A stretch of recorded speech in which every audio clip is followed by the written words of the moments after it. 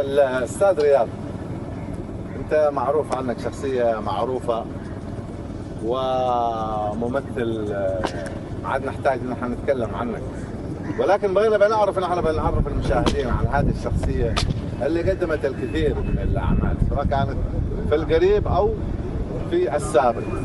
فأنا بنعرف مدى مساهماتك، أعمالك الفنية المسرحية، منهم الشخصيات اللي أنت تعاملت معاهم، المخرجين شباب ولا من الرعيل الأول.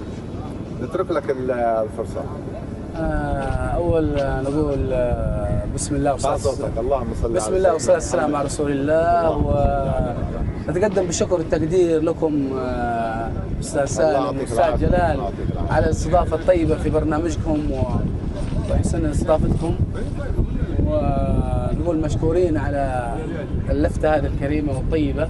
هذا واجبنا. الله يسلمك. واجبنا هذا، لازم كوادرنا وفنانينا نعطيهم مساحة في هذا البرنامج، يعطوا ما عندهم، الناس تتعرف على ثقافتنا وعلى فننا وعلى حضارتنا. اللفتة نتمناها يعني من جهات أخرى. نحن خلوا الفئات الحكومية هذه والجهات الحكومية تخرج منها، فنحن في إطار هذا. أيوة، لكن أنتم بدرتوا ببدرة يعني طيبة وجزاكم الله خير. هذا واجبنا. طبعا أنا كشخص الاسم رياض أحمد بن حترش، متزوج لدي 2 أولاد. بدأت مشواري الفني من بدايتي مع فرقة الغربة. فرقة الغربة اسمه ذا للتمثيل المسرحي، الإنشاد والمسرح. فين مقرها في الديس. في ديس المكلا. بدأت من هنا انطلاقتي واحتكاكي وتعرفي على أحمد جمعة بن حروس، أبو سالم. الله يذكره بالخير. الله يذكره بالخير. من هنا بدأت مشواري الفني في المسرح كمسرح، ويعني الصراحة فرقة الغربة أعطتنا مجال كبير، حيث أن احتكيت وصقلت مهارة المسرح مع مهارة التمثيل، والفضل بعد الله يعود لأحمد محروس جمعان أبو سالم، اللي هو الصراحة يعني استفدت منه وبينا على الشاشة واحتكيت فيه من بداياته أنا معه، فتعلمت الكثير، يعني الكثير لو أوصف يمكن ما بيوفي حقه. الله يعطيه العافية. الله يسلمه ويعافيه الصراحة. لا نحن بنجيبه ابو سالم بنجيبه باذن الله ان شاء الله. بس نحن بنلقي له ترتيب كده خاص زي ما تقول. والله يستاهل نعم. لانه هو نحن معاه نحرق الكلام نخليه له معنا. وبدينا نعم، وبدينا معه، وكان نبدا في المسرح، وبعدين كان بدا هو الاخ زكي، طبعا زكي من ابو سالم اللي هو انباع قبلي. ما شاء الله. انا نعتبر بعدهم صراحة. بس زكي مغمور. وما أعطيه حقه. ايوه صراحة أبو محمد.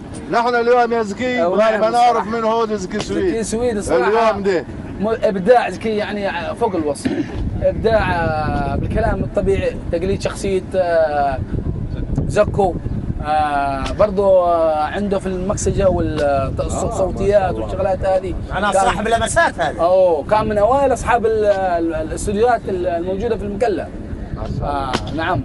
وأخرجنا أشرطة شعبية. كانت صوتية ولا صوتية؟ صوتية. كانت معروفة بأراجيز من الماضي ومونولوجات، كم عدة مونولوجات كانت صراحة رهيبة جدا. فأنا من هنا بدأت وجبت قوالب أحمده. لأن أنا من صغري أحب التقليد، وهذا التقليد تعلمته من أبونا وأبو المسرحيين وكبير الممثلين بن جبير. عوض. الله يغفره ويرحمه. الصراحة كان فعلا شخصية ما تتكرر. لا أبدا. عوض بن جبير تعدد متعدد يعني مسرح، شخص يوجد فيه مسرح، شخصية ما تتكرر بالضبط. الله يعطيه الصحة والعافية إن شاء الله. نعم. أنا منه أخذت التقليد، بس ما قدرت نواكب إمكانيات. لا عنده شيء ربانية. فاكتسبت بحكم إن في عندنا قهوي في الحارة، نقعد نشوف المولد الصومال اللي يجون بالسواعي هذيلا، ونشوف الحجور اللي يجون من حجر عندنا، نشوف كان جيراننا مولدة اندونيسيا، عندنا يجون السواحلية، فاكتسبت مهارة اخذت من ده اخذت، فكنت اقلد. حتى الوالده الله يرحمها كانت تضحك تقول لي مش استهزاء، انما خلها عندك ايه، عندك هوايه. شاء الله. يعني انت حتى والدتك ما شاء الله نعم حفزته على الحس الفني. بس خايفه من الكبر انه لم تولد بالضبط ما شاء الله عليه، رغم انه يعني الله يرحمه نعم كانت مرأة يعني ما هي بتقول متعلمه، بس كان الوقت يعلم اول. فمن هنا ابو سالم اكتشف عندي هذه الموضوع واشتغلت بها. بعدين جاء فكره حضرمتون. بعدين خلوا حضرمتون.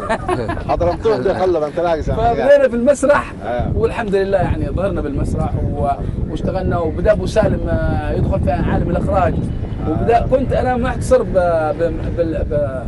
بقالب واحد وهو الكوميديا بس. وابو سالم اللي الله يذكره بالخير صراحه الله يقدرنا ويجازيه، هو اللي خلاني اروح للتراجيدي، اروح للجاد، اروح تنوعت بعدين، فتح لي الابواب بس وجهنا.